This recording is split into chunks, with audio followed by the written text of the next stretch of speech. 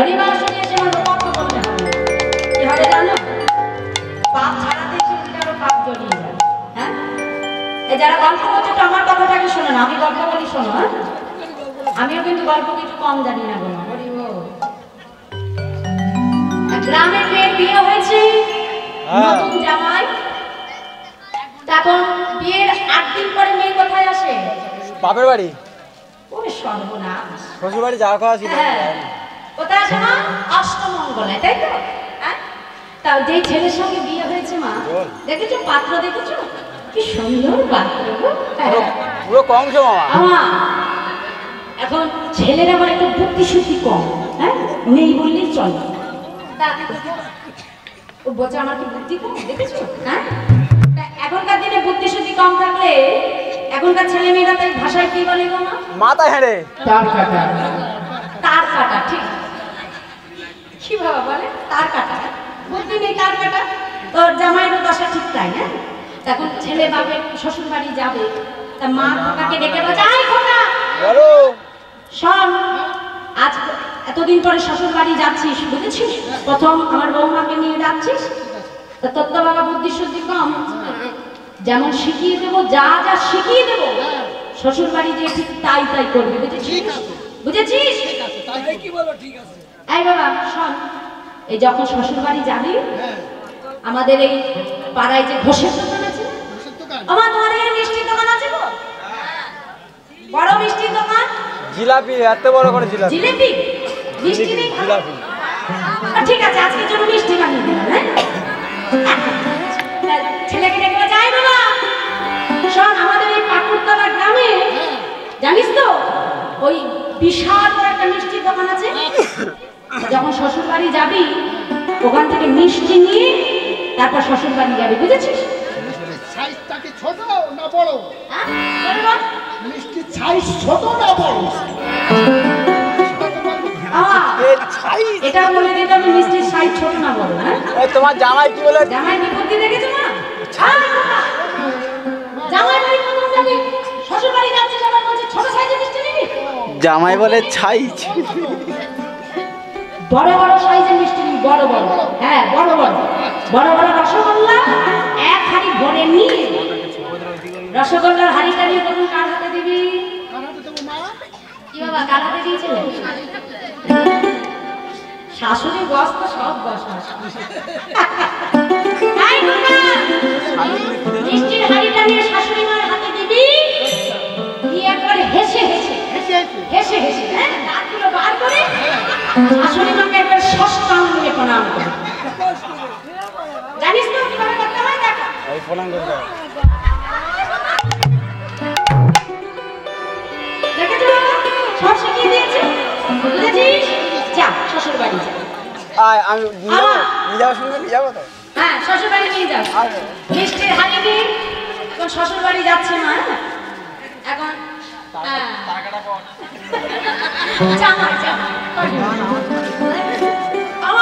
আস্তে আস্তে এবার শ্বশুর বাড়ি এসেছে, এসে এবার কি করেছে, মিষ্টির হাড়ি মা যেমন শিখিয়ে দিয়েছে সেইরকম করে ঠিক শাশুড়ির হাতে দিয়ে একেবারে মুখে যতগুলো দাঁত ছিল বার করে দিবে।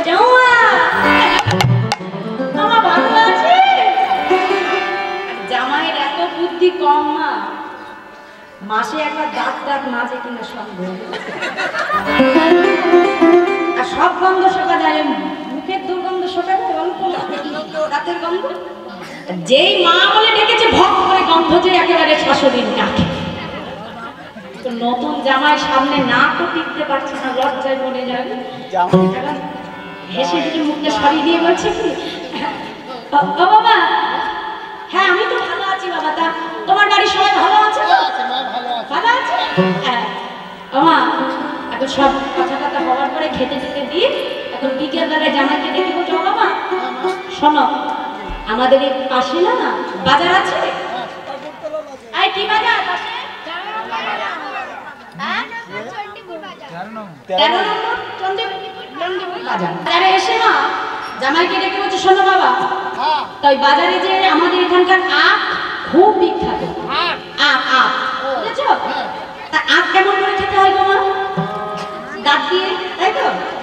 দাঁত দিয়ে খোসা তুলে নিয়ে খেতে হয়, তাই তা শাশুড়ি মায়ের বুদ্ধি কিছু কম ছিল না।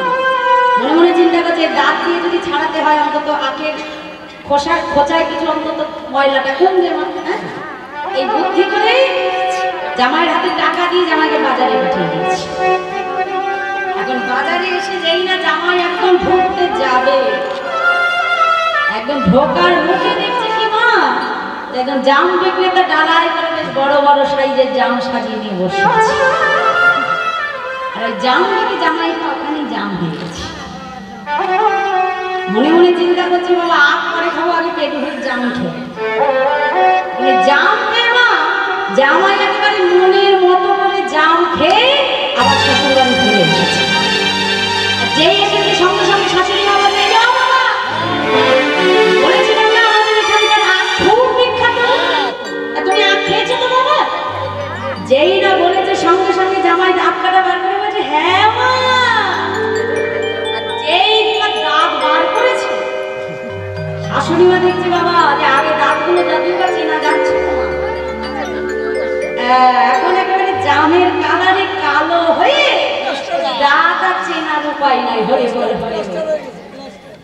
আজকে কি হলো মা, জামাই এসেছিল যে আখ খেয়ে শাশুড়ি মা পাঠিয়েছিল যে দাঁতের ময়লা পরিষ্কার করবার জন্য, তাই জামাই কি করলো উল্টে আর নোংরা জড়ি ঘরে ফিরিয়ে। হ্যাঁ, হরিবাসরে এসে মা যদি গল্প করা হয় কথা বলা হয় তাহলে হরিনামের মতো হরিনাম হয়ে যাবে, তাই না? আর আমাদের কি হবে গো, লাভের লাভ একটাই হবে, এই পাপ ছাড়াতে এসে মুখে আরো পাপ জড়িয়ে নিয়ে ঘরে যেতে হবে। এই জন্যই হরিবাসরে কখনো কথা বলতে নেই। জয় রাধা। হ্যাঁ সবাই না আজকে কি হলো, আজকে মহাপ্রভু আমার হরিনাম গাইতে গাইতে আজকে শ্রীবাসমনে হরিনাম বন্ধ করে বলাই দাদার অদর্শনের ভাবে। তা শাস্ত্র বলছে ব্রজের ভাইকানায় যদি নদীয়ায় আসে তাহলে দাদা বলরাম এসেছে, কথায় এসেছি। আর কথা বলিতে বাদবলি হচ্ছে দেখো দেখো রাধে সোনা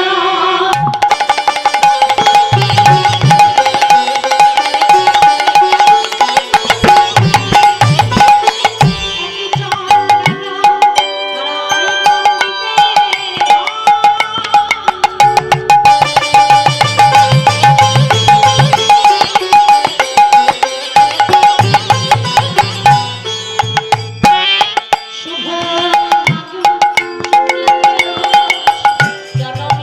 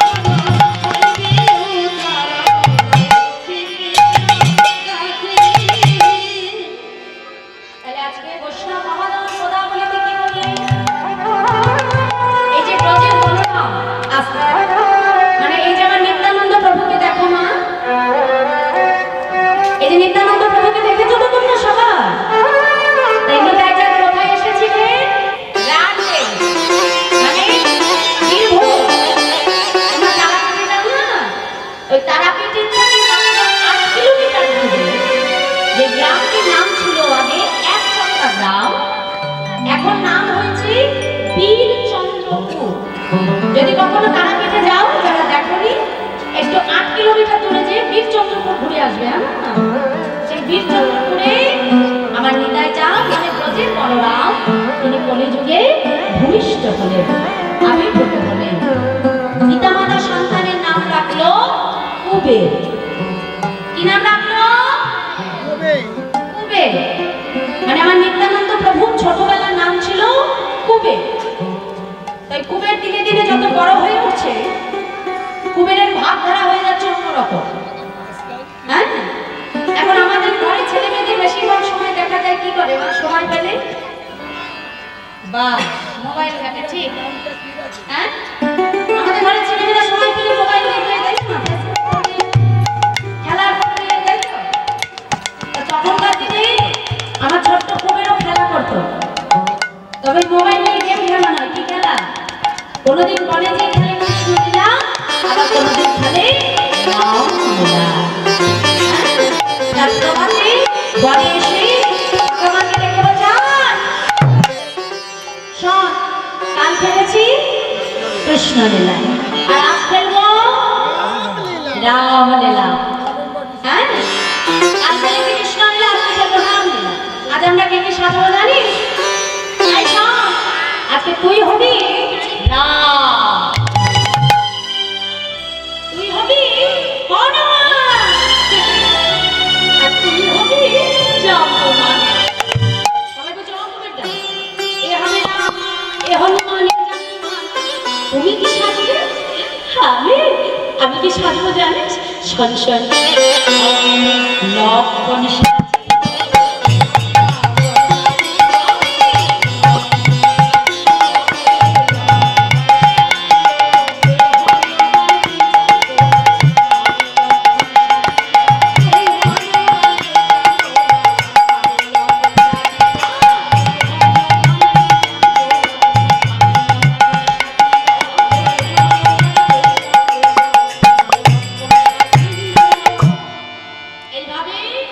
বনের ভেতরে কেউ হয়েছে রাম, কেউ হয়েছে হনুমান, কেউ হয়েছে জাম্বুমান।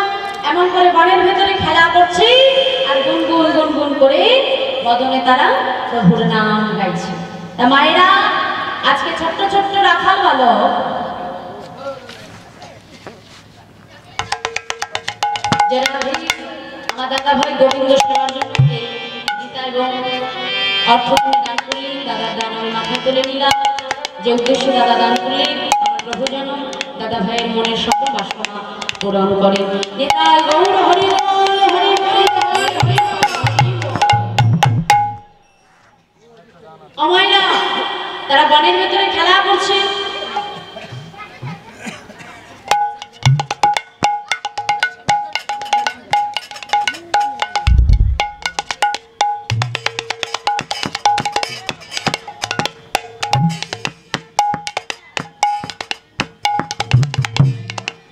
কৃষ্ণ আমার আর এক বাবা তিনি দান করলেন, বাবার দান আমি মাথায় তুলে নিলাম। যে মনোবাসনা বাবা দান করলে আমার প্রভু যেন ভক্তের মনে সকল বাসনা পূরণ করে। তা আজকে ছোট্ট কবি বনের ভেতরে খেলা করছে আর গুনগুন করে বদনে প্রভুর নাম গাইছে।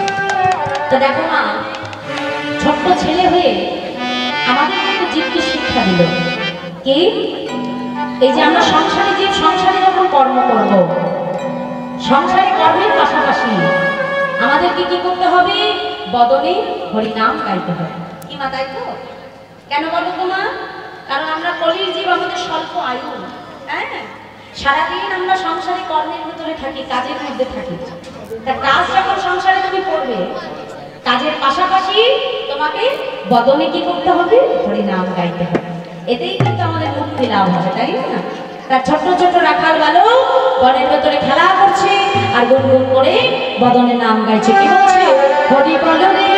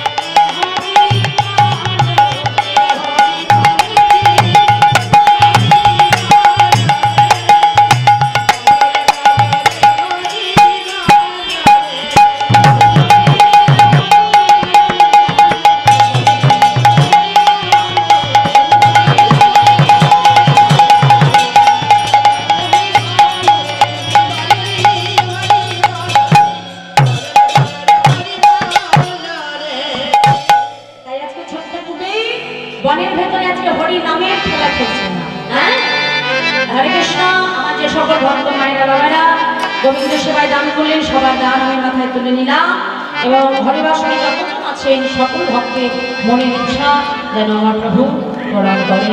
নিতাই গৌর হরি বল, হরি হরি হরি হরি হরি বল। আজকে ছোট্ট কবির বনে খেলা করছে না, আর ওদিকে হঠাৎ হারাই পণ্ডিতের ঘরে একজন বৈষ্ণবের আগমন।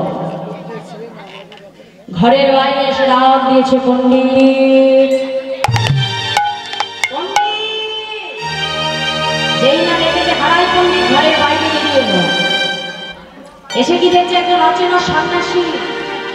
বিলম্ব না করে স্ত্রী পদ্মাবতী তাড়াতাড়ি সন্ন্যাসীর চরণটা ধুয়ে দিয়েছে। ধুয়ে সন্ন্যাসীকে আসন থেকে বসতে দিল। সন্ন্যাসী হঠাৎ নিজে মায়ের কাছে এসে বলছে, মা আজ আমার মনে বড় বাসনা, আজ মধ্যাহ্নে আমি তোমার গৃহে সেবা করব। কি বললো মা? যে আজ আমার মনে ইচ্ছে যে আমি তোমার গৃহে মধ্যাহ্নে সেবা করব, দুপুরে সেবা করব। শাস্ত্রে বলছে না, মহত্বের স্বভাবই হয় তারিতে কাম, নিজ কার্য নাই তুমি জান করো ঘর। দেখবেন ঘর বাড়ি আমাদের সবার থাকি গো মা, তাই তো? সবার আমাদের একটা বাড়ি আছে, কিন্তু সবার বাড়িতে কি কখনো বৈষ্ণবের চরণধূলি পড়ে না? পড়ে না। সবার বাড়িতে কেমন গোবিন্দের সেবা পূজা হয়? হয় না। তাহলে এই যে তোমার বাড়ি, আমাদের যেমন একটা বাড়ি, একটা কাঠের ভিতরে একটা ঠিক একই রকম একটা বাড়ি বা বাসা থাকে, তাহলে আমাদের বাসা আর পাখির বাসা, এই দুই বাসার মধ্যে পার্থক্য কোথায়? হ্যাঁ, পার্থক্য এটা। তুমি যদি চাও তোমার গৃহে একজন বৈষ্ণবের চরণধূলি করতে পারে, তোমার গৃহটাকে তুমি হরিকথার মধ্যে দিয়ে তোমার বাসাটাকে তুমি মন্দির বানাতে পারো। কিন্তু একটা পাখি কখনো কিন্তু তার বাসাটাকে মন্দির পরিণত করতে পারে। তাহলে মা আজকে হারাই পণ্ডিত কি করলো? পদ্মাকে ডেকে বলছে, পদ্মা বিলম্ব না করে তাড়াতাড়ি সন্ন্যাসীর সেবার আয়োজন করে। শিক্ষা দিচ্ছি বলছি, সমস্যা না।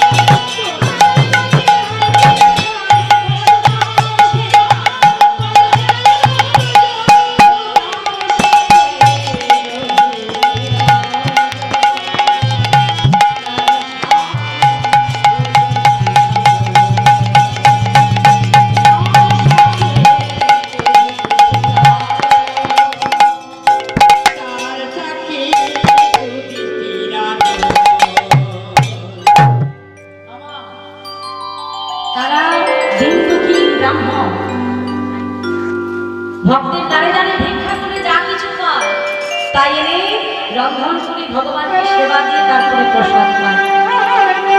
আজ ঘরে বৈষ্ণব এসেছে, তাড়াতাড়ি রন্ধন করে ভগবানকে সেবা দিয়ে আজকে বৈষ্ণবকে সেবা দিলেন। বৈষ্ণব প্রসাদ পেলেন। প্রসাদ পাওয়ার পর মাকে ডেকে বলছে, মা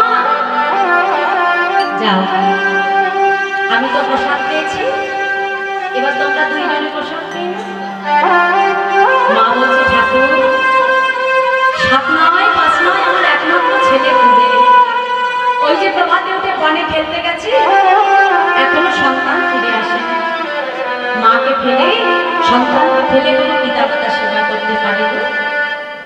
ছেলে মেয়েকে ছেড়ে বাবা মা কখনো সেবা করে নেয় না। মায়ের কথা মুখে থাকতে না থাকতে ছোট্ট কবি আমার বন থেকে সীতারাম সীতারাম গাইতে গাইতে আজকে মনের আনন্দে নৃত্য করতে করতে ঘরে ফিরে আসছে।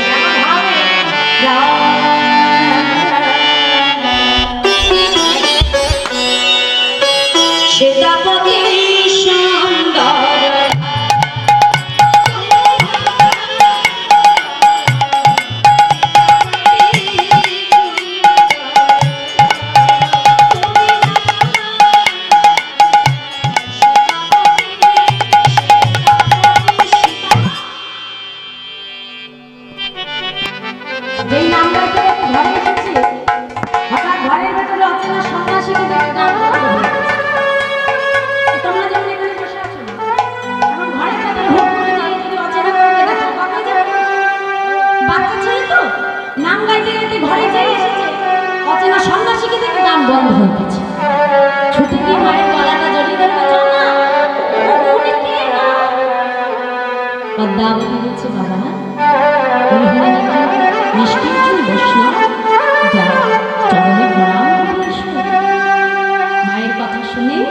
ছোট্ট কবিরেবা গুটি গুটি পায়ে মাকে প্রণাম করতে যাচ্ছে।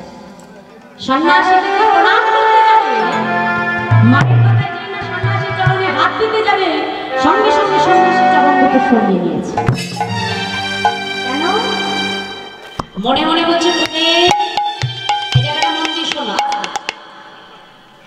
মনে মনে চিন্তা করছে, তুমি এই জগতে কেউ না জানলে তুমি জানো, তুমি কাকে আর আমি কাকে। কেন না? কারণ এই কলিতে কিন্তু আমার নিতাই চান তিনি কিন্তু 2 অংশে আবির্ভূত হয়েছেন। এক, হারাই পণ্ডিত পদ্মাবতীর গর্ভে কুবের রূপে, আর আরেকটি অংশ ছিল কোথায়? নবদ্বীপে জগন্নাথ মিশ্র সচিমায়ের গর্ভে বিশ্বরূপ রূপে। এই সেই বিশ্বরূপ দীক্ষা নেওয়ার পর যার নাম হয়েছিল শঙ্কর অরণ্যপুরী। এই শঙ্কর অরণ্যপুরী আজকে হারাই পণ্ডিতের ঘর আলোড়ন করে বসে আছে। তাহলে এ জগতে এমন কেউ আছে যে নিজের পায়ে হাত দিয়ে নিজেকে প্রণাম করি? কি গো মায়েরা, করি? নিজের পা ছুঁয়ে কখনো প্রণাম করি নিজেকে? করি না তো? তাহলে আজকে সন্ন্যাসীও যে আর কুবেরও সে, তাই তো? দুজনে একই, কিন্তু 2 অংশ আবির্ভূত হয়েছে, তাই পাটা সরিয়ে দিয়েছে। যাও যাও, ডাক্তার সেবা করো, বেলা হয়ে যায়। 3 জনে প্রসাদ পেয়ে সন্ন্যাসীর কাছে এসে দাঁড়ালো। ঠাকুর, আজ আমাদের মনে বড় বাসনা, সারা রাত আমরা তোমার বদনে হরিনাম সন্ন্যাসী কি করলো? 3 জনকে সামনে বসিয়ে সারা রাত হরিনাম কৃষ্ণ নামের মধ্যে সে যাপন করছে। এই জন্য ঘরে যদি কখনো বৈষ্ণব আসে, যদি কখনো ভাগ্যের ফলে কোনো বৈষ্ণবের কৃপা পাও, বৈষ্ণবকে কাছে পেয়ে সেই সময়টাকে হেলায় নষ্ট করবে না। যতক্ষণ পারো তার বদনে হরি কথা কৃষ্ণ কথা শ্রবণ করবে, এতে আমাদেরই মোক্ষ লাভ হবে। তাই আজকে সন্ন্যাসী কি বললেন? 3 জনকে সামনে বসিয়ে হরে রাম কৃষ্ণ নামের মধ্যে বিভোর হলেন। মহাজন বলছে, দেখো দেখো কেশব মাধব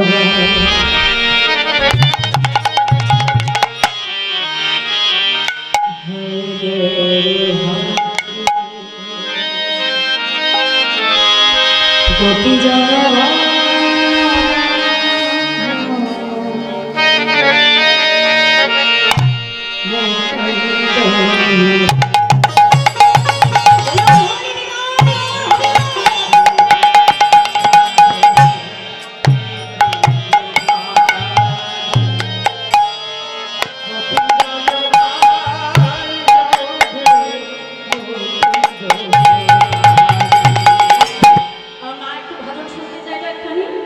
চলো মায়ের ভজনটা ইচ্ছা দিন গাইছি শোনো। এই সব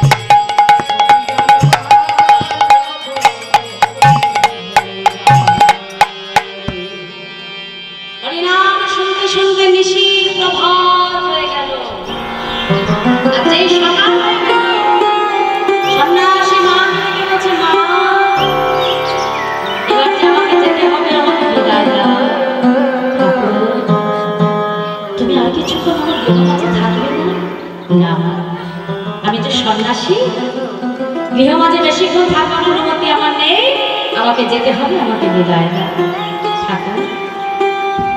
আমি যে শুনেছি গৃহমাঝে যদি কোনো বৈষ্ণব সেবা করে, সেবারত্বে তাকে নাকি দক্ষিণা দিতে হবে। কিন্তু ঠাকুর, আমি যে বড় কাঙাল, বড় দিন, তোমাকে যে দক্ষিণা দেব সে বস্তুটা যে আমার কাছে নেই ঠাকুর। মা, কে বলেছে তোমার কাছে কিছু নেই? আমি তো দেখতে পাচ্ছি তোমার কাছে অনেক কিছু আছে আমাকে দেওয়ার মতো। তুমি বিশ্বাস করো আমার কাছে কিচ্ছু নেই তোমাকে দেওয়ার মতো। মা, আজ আমি যদি তোমার কাছে চাই তুমি আমাকে দেবে, বেশ, আমি কথা দিলাম সে বস্তু যদি আমার ঘরে থেকে থাকে আমি তোমাকে দেব দেব। দেখো মা, তিসত্ব অঙ্গীকার তুমি করেছো, তাই আমি যখন চাইবো, চাইবার পরে কিন্তু আর আমাকে তুমি ফেরাতে পারবে না। ভেবে বলছো তো ঠাকুর? আমি কথা যখন দিয়েছি তোমাকে দেব, সেই বস্তু যদি আমার ঘরে থাকে আমি নিশ্চয়ই দেব। বলো তুমি কি চাও? শুনবে মা? শোনো তবে। আজকে সন্ন্যাসী মাকে রেখে বলছে, শোনো মা, তোমার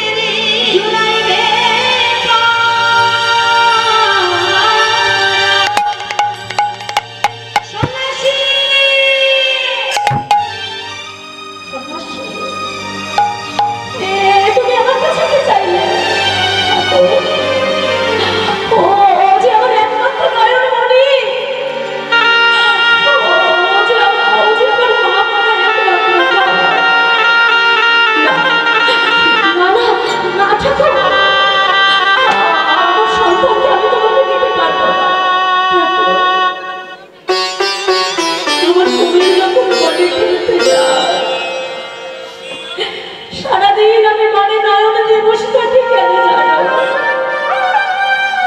তখন একবার আমার ঘুমের ফিরে এসে আমাকে মা বলে ডাকে। আজ তুমি যদি আমার নাম চাও আমি তোমাকে দিয়ে দেবো। আমার পুত্রকে আমি দিতে পারবো না, অন্য কিছু চাও। ছোট্ট কুবের ছুটে এসে মায়ের চরণটা জড়িয়ে ধরেছে। তুমি কি ভুলে গেছো? পিতৃসত্য পালন করবার জন্য রামচন্দ্র 14 বছরের বনবাস গিয়েছিল। আমি যে তোমার সন্তান, আজ আমি যদি সন্ন্যাসীর সঙ্গে না যাই তবে তুমি যে বৈষ্ণব চরণে অপরাধী হয়ে যাবে। তুমি যে তাকে কথা দিয়েছ সে তোমার কাছে যা চাইবে তুমি তাকে তাই দেবে। আজ তোমার সন্তানকে চাইলে বলে তুমি যদি দিতে অস্বীকার করো তবে তুমি বৈষ্ণব চরণে অপরাধ করবে। আর আমি তোমার সন্তান হয়ে নিজের আত্মসুখের জন্য আমার মাকে আমি বৈষ্ণব অপরাধী করতে পারবো। হয়তো তোমার কাছে থাকলে আমি কত স্নেহ কত আদর পেয়ে পারবো না, নিজের সুখের জন্য আমার মাকে বৈষ্ণব অপরাধী করতে পারবো না। মা, আমাকে চলে যেতে হবে বেরা। ছোট্ট কুবের আজকে ছুটে গিয়ে মায়ের চরণটা বুকের মধ্যে জড়িয়ে ধরে কাঁদে আর বলে, মাগো জনমের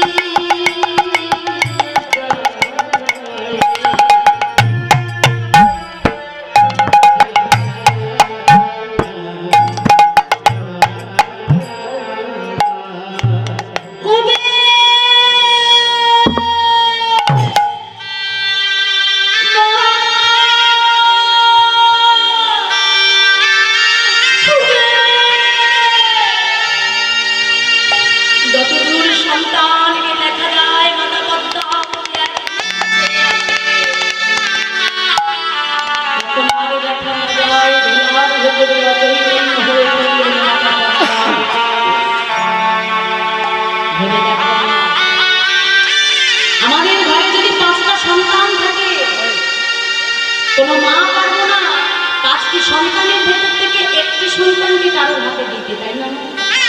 পারবো? পারবো না। আর মাতা পদ্মাবতী যার একমাত্র নয়নের মণি ছিল ছোট্ট করে, আর আমাদের মতো কর্মীর জনমের মতো সন্তানের হাতটা ধরে সন্ন্যাসীর হাতে তুলে দিলে, আজ আমার ছোট্ট করে সন্ন্যাসীর হাতটা ধরে জনমের মতো পিতা মা তাকে পরিত্যাগ করে ভ্রমণ করতে শুরু করল। ঘুরতে ঘুরতে বর্তমানে মুম্বাই থেকে 48 কিলোমিটার দূরে ভীমা নদীর তীরে পান্ডারপুর গ্রামে আসে। বোম্বে একটি নদী রয়েছে যার নাম ভীমা নদী। আর সেই ভীমা নদীর 48 কিলোমিটার দূরের একটা গ্রাম, তার নাম পান্ডারপুর গ্রাম। সেই গ্রামে সন্ন্যাসীর হাত ধরে আসলেন আমার ছোট্ট কুবের। সন্ন্যাসী কুবেরকে ডেকে বলছে, কুবের যাও বাবা, অনেকদিন হলো, এবার তুমি নদী থেকে স্নান করে এসো, আমি তোমাকে কৃষ্ণ মন্ত্র দেব। ছোট্ট কুবের সন্ন্যাসীর কথা মতো আজকে নদীতে স্নান করলে, এসে সন্ন্যাসী তাকে কৃষ্ণ মন্ত্র দিল। আর যেই মন্ত্র পেলেন না, সঙ্গে সঙ্গে সন্ন্যাসীর চরণে প্রণাম করতে গেলেন। আর যেই চরণে হাত দিতে গেলে মাথা উঁচু করে দেখছে সন্ন্যাসী ঠাকুর আর সেখানে নেই। যেই দেখো সন্ন্যাসী নেই, সঙ্গে সঙ্গে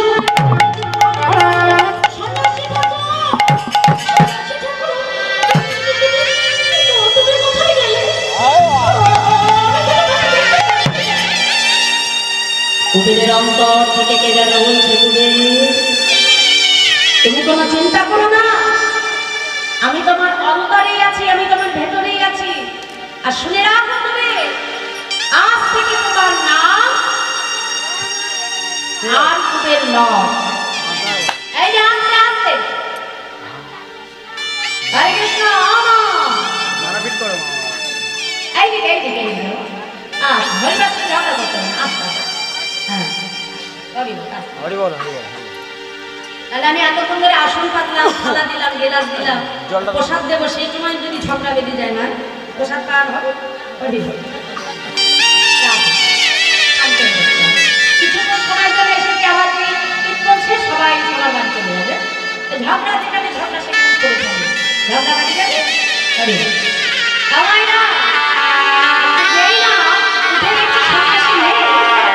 কুবেরের ভেতর থেকে কে যেন বলছে, কবি তুমি কোনো চিন্তা করো না, আমি তোমার অন্তরে আছি। আর শুনে রাখো, আজ থেকে তোমার নাম আর কুবের নয়। তবে শুনে রাখো, আজ হবে কামনা বৈতরী জানা।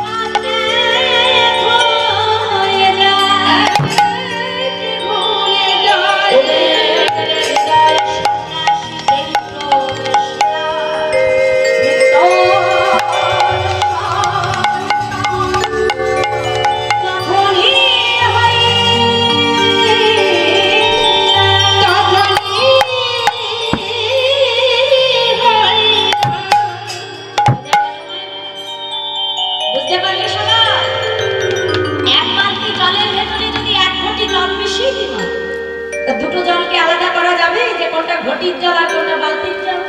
যাবে না। ঠিক তেমনই একদিকে কুবের আর একদিকে সন্ন্যাসী, যেই দুই দেহ এক হয়ে গেল, সঙ্গে সঙ্গে কুবেরের ব্রজের বলরামের স্বরূপ সত্তা প্রকাশ পেয়ে। এতদিন ভাই কানার কথা মনে ছিল না, আর যেই দুই দেহ এক হয়ে গেল, সঙ্গে সঙ্গে কানাইয়ের কথা মনে পড়ে গেল। নিতাই যা বিলম্ব না করে কানাই কানাই বলতে বলতে আজকে ঊর্ধ্বশ্বাসে ছুটে যাচ্ছে। কেমন ভাবে মহাজন বলছে, দেখো দেখো আজকে নিতাই চাঁদের ভাবটা কেমন ভাইয়া রে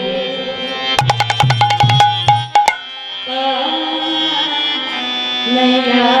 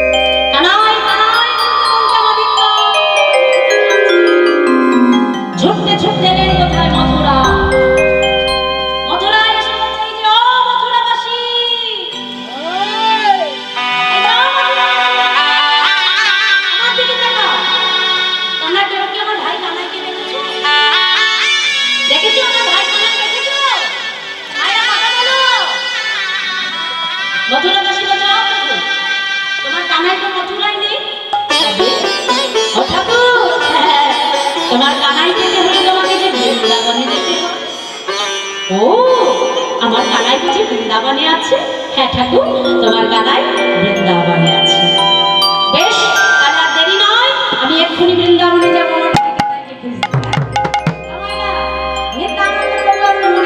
বৃন্দাবনে যাচ্ছে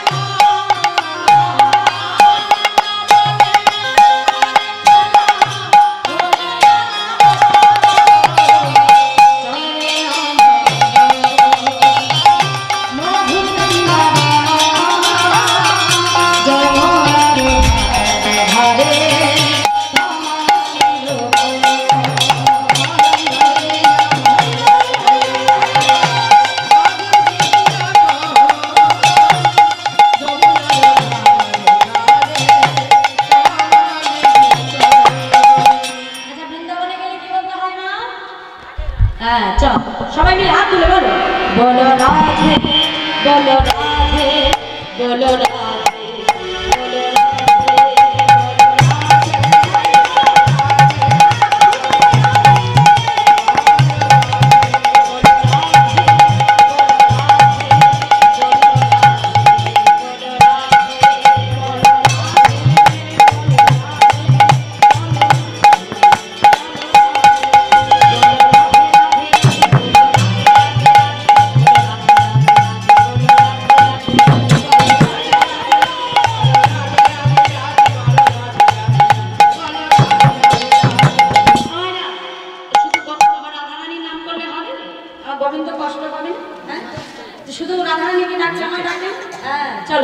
রাধে শ্যাম শ্যাম শ্যাম রাধে শ্যাম শ্যাম বলো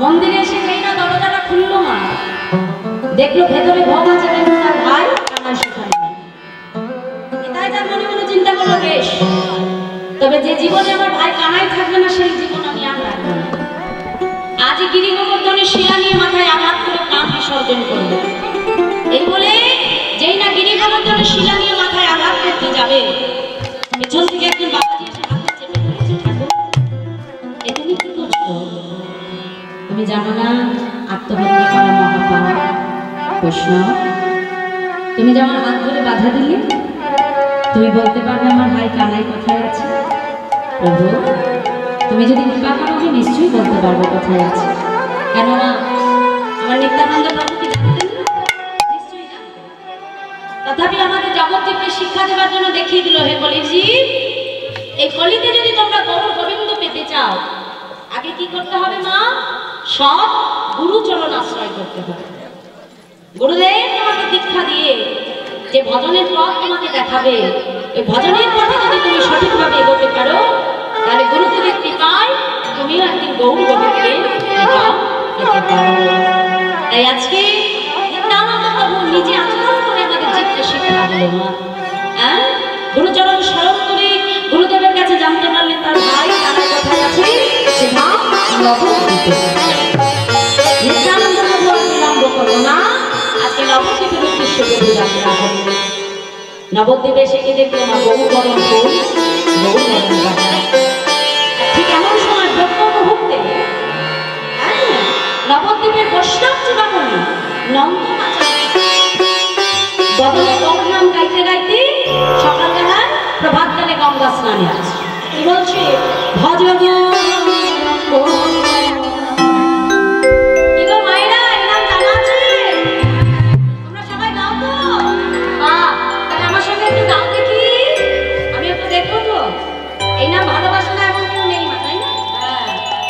বাঙালিরা অত্যন্ত প্রিয় মূল্যবান সম্পদ বলা যেতে পারে চলো সবাই মিলে যদি বাহু তুলে দেখি আমরা একসঙ্গে গাইবো বলো ভজ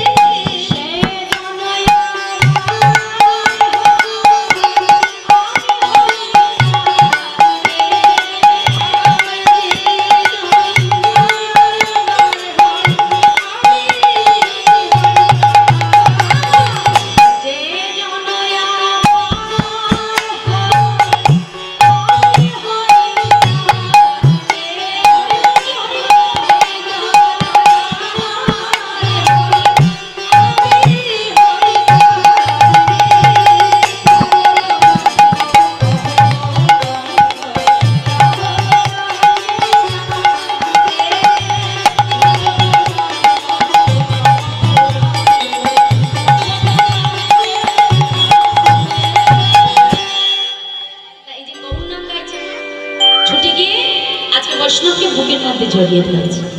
নিতাই চাঁদ বলছে, এই যে বৈষ্ণব, আচ্ছা তুমি কি নবদ্বীপে থাকো? হ্যাঁ ঠাকুর, আমি তো নবদ্বীপেই থাকি।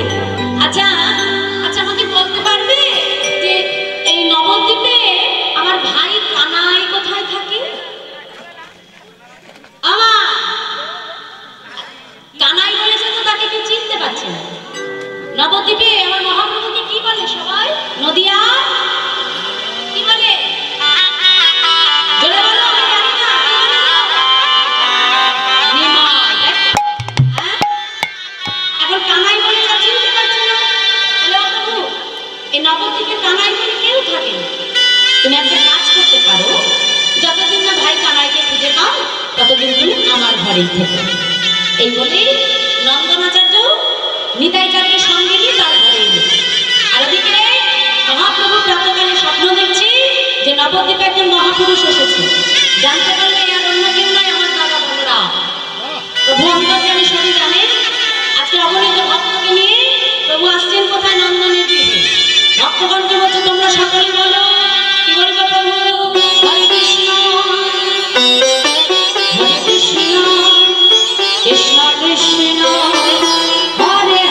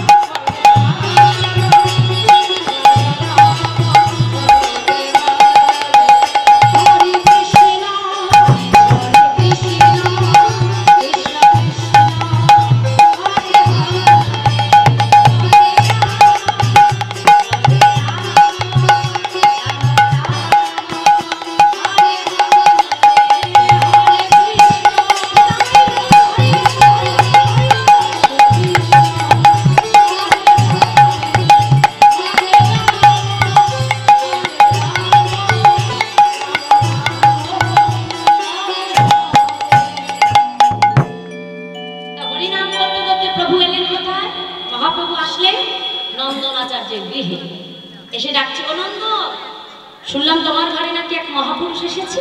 হ্যাঁ প্রভু, একজন মহাপুরুষ আমার ঘরে এসেছে। বলছে, একটা কাজ করো, আমি তাহলে তোমার ঘরে প্রবেশ করছি। এই যে শোনো, এই দরজায় দাঁড়িয়ে থাকবে, কাউকে কিন্তু ভেতরে প্রবেশ করতে দেবে না, বুঝেছো? এই বলে নন্দনাচার্যকে দাঁড় করিয়ে আমার ঘরে অনেক গৌরহরি ভেতরে প্রবেশ করবে। প্রবেশ করে পেছনে এসে দাঁড়িয়ে ডাক দিয়েছে, দাদা ও দাদা।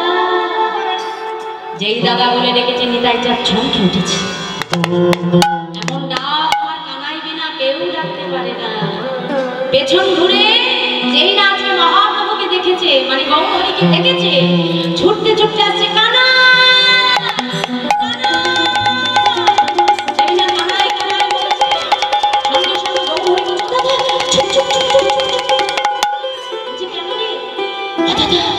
শোনো, এই যে আমার দিকে তাকাও, আমার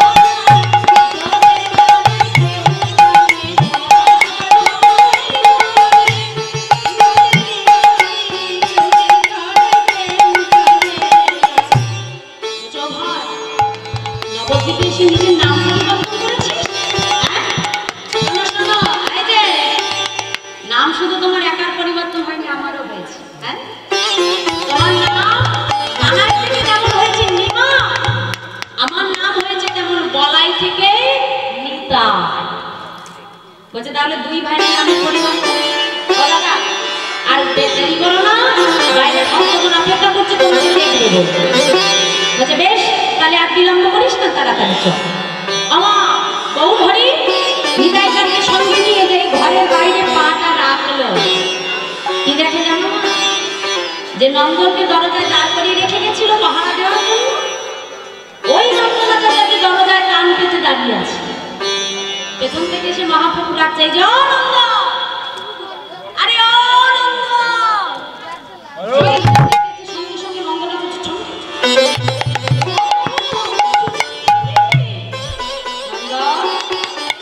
আমি যাবার সময় তোমাকে কি বলে গেলাম? আমায় না কি বলে গেছিল?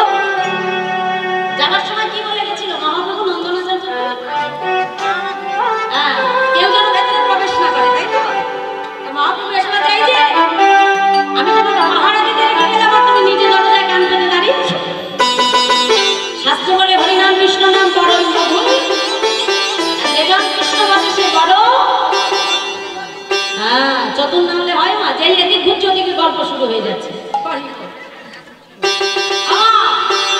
আজকে নন্দনাচার্য প্রভু তুমি আমাকে যাওয়ার আগে বলে গিয়েছিলে যে কেউ যেন প্রবেশ করতে না পারে, তাই তো? কিন্তু এটা তো বলে যাননি যে দরজায় কান পাতা যাবে না। হ্যাঁ, তাই তো আমি সব শুনে ফেলেছি। কি সব শুনে নিয়েছো তুমি? হ্যাঁ বাবু, আমি সব শুনে নিয়েছি। কি শুনেছো তুমি? কি শুনে নিয়েছি? বলো না, তাড়াতাড়ি বলো দেখি। শোনো তুমি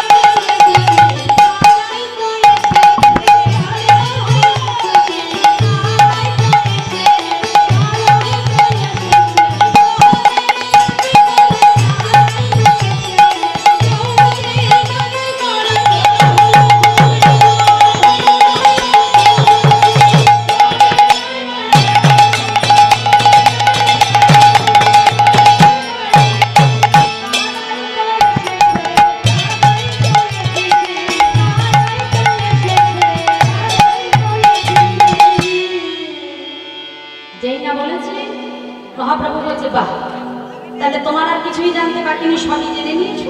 তাহলে নন্দা এবার ভক্তগণ জানতে হবে।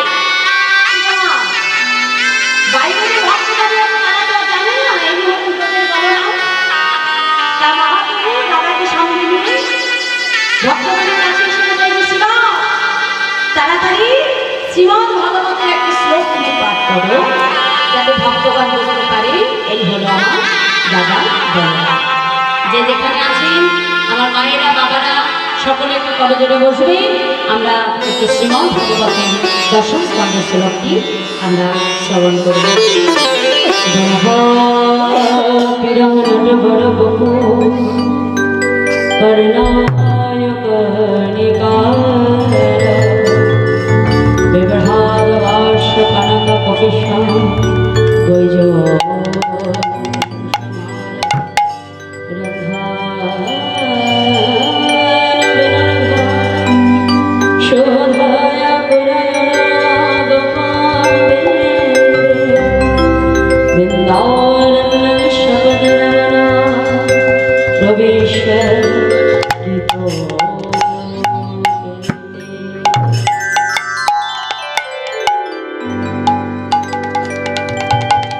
যেই না ভাগবতের দশম স্কন্ধের শ্লোকটি সঙ্গে সঙ্গে আমার নিত্যানন্দ প্রভুর অঙ্গের বিকার।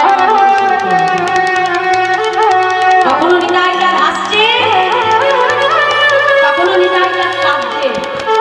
ভক্তকে আর বুঝতে বাকি রইল না, ইনি হলেন ব্রজের বড়রাম, কলিযুগে হল অবধূত শ্রী নিত্যানন্দ। আর এদিকে সারা নবদ্বীপে বাবা খবর হয়ে গেল যে ব্রজের বড়রাম এসেছে। সচিমা জানতে পারলেন তার পুত্র বিশ্বরূপ ফিরে এসেছে। কেননা ওই যে বলেছিলাম বিশ্বরূপ এক হয়ে আমার নিত্যানন্দ প্রভু, তাই তো? মা যখন জানতে পারলো বড় ছেলে বিশ্বরূপ এসেছে, সচিমা ডাকলেন কোথায়? নন্দনের ঘরে। এসে বলল, শুনলাম বাবা তোমার ঘরে নাকি আমার মহাপ্রভু এসে বলে, মা তুমি ঠিকই শুনেছ, তবে আমার দাদার নাম আর বিশ্বরূপ নেই, আমার দাদার নাম হয়েছে নিত্যানন্দ। মা বলতে যাই হোক, ওই হলো আমার ছেলে বিশ্বরূপ, আর ওই হলো আমার ছেলে নিত্যানন্দ। তা মা গো, আজকে নন্দবাজার যে মায়ের কাছে এসে বলছে, মা গো আমার মনে বহু বাসনা ছিল যে আমার ঘরে তোমার কোলে সর্বপ্রথম তোমার দুই ছেলে গৌর নিতাইকে আমরা জীবনে দর্শন। তা মা, ভগবান সবসময় আমার বাঞ্ছা করবে, ভক্ত যা চায় ভগবান যুগে যুগে ভক্তের মনোবাঞ্ছা পূরণ করে। তাই আজকে শ্রী শ্রীরাম নবদ্বীপ মাঝি নন্দাচার্যের দেহে সচী মায়ের কোলে তার দুই পুত্র, একদিকে গৌর আর একদিকে নিতাই, সচী মায়ের কোলে লালন করে বসেছে।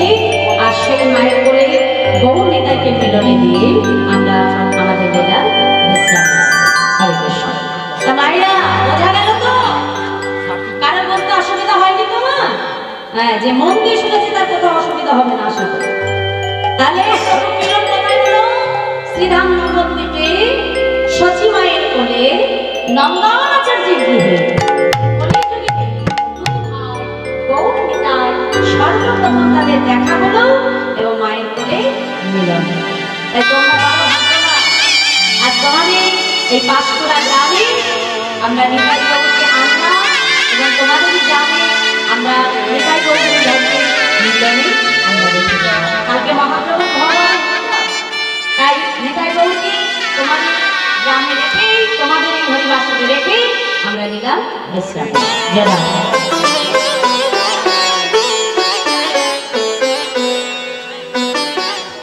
উপস্থিত কীর্তনমণ্ডলী ভক্তমণ্ডলী, আমার ভক্তিমতী মায়েরা, প্রত্যেকে যথাযোগ্য সম্মান ও প্রণাম জানিয়ে আজকের এই হরিবাসরে সুপর্ণা গোস্বামী কীর্তন দল, অর্থাৎ এই যে দিদিভাই যে কীর্তন গানে সন্তুষ্ট হইয়া বিভূতি মণ্ডল অর্থাৎ রঞ্জন মণ্ডলের আত্মার শান্তির কামনার জন্য তার ছোট ছেলে বিভূতি মণ্ডল 100 টাকা পুরস্কৃত করেছে।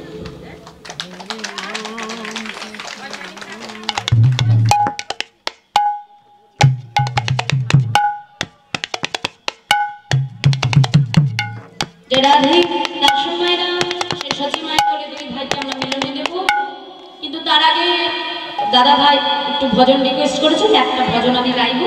হ্যাঁ, আপনারা আনন্দ করুন, তারপরে একসঙ্গে আমরা হরিবোল দিয়ে এরপরে সর্বলীলার মুকুটমণি রাসলীলা হবে। হ্যাঁ, আপনারা সকলে সেই রাসলীলা আস্বাদন করবেন।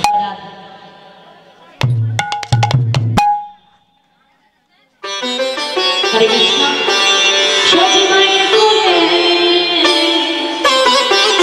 গৌর নিতাই সেজেছে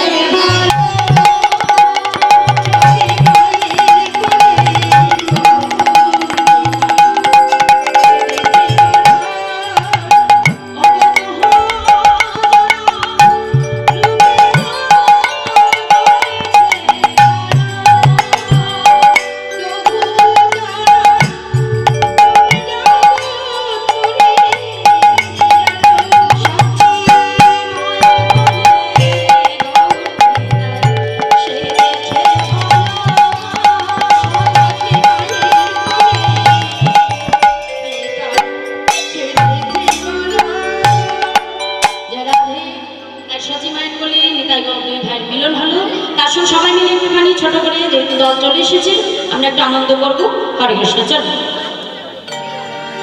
দুহাত তুলে বলে কৃষ্ণ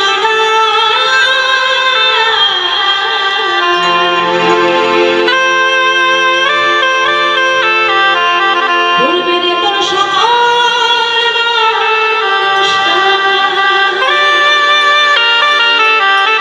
আজ প্রেমানন্দে দুটি বাহু তুলে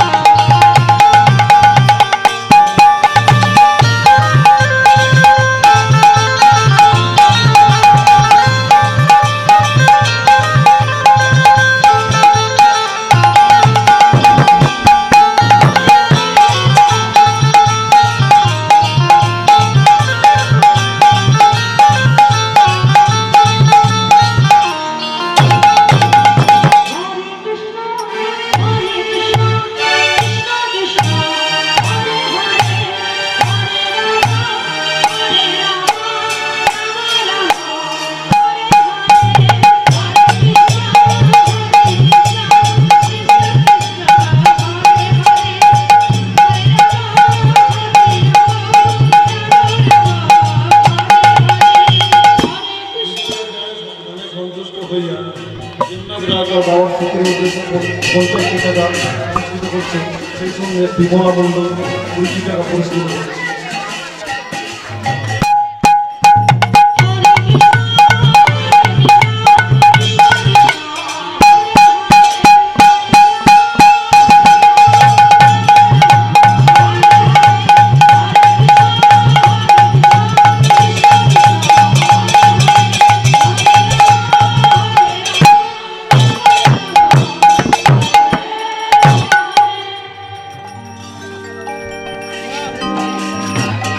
নিতাই গৌর হরে বল নিত্যানন্দ মোরে স্মরণ হরে বল নিতাই গৌর হরে বল।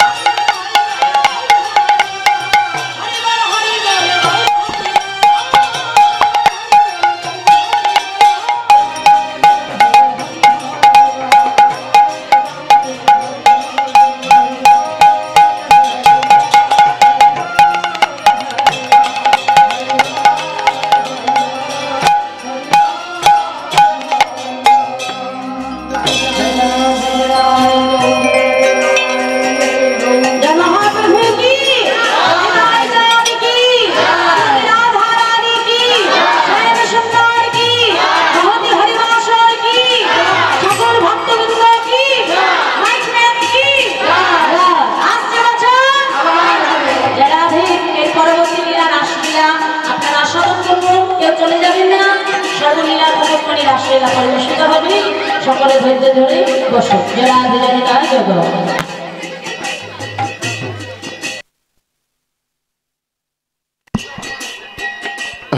হ্যালো আপনারা কেউ যাবেন না, এরপরে রাসলীলা হবে।